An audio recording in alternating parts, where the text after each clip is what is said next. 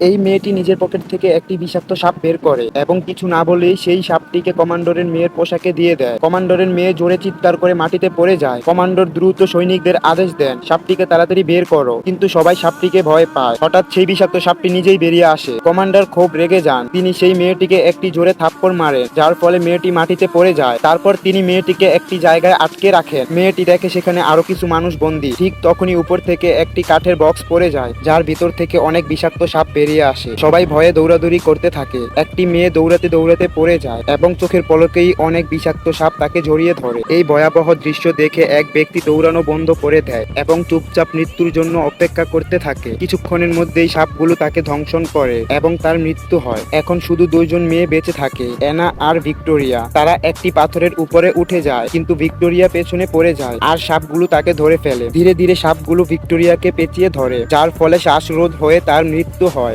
এরপর সাপগুলো ধীরে ধীরে অ্যানার দিকে এগোতে থাকে, কিন্তু তখনই অ্যানা গান গাইতে শুরু করে।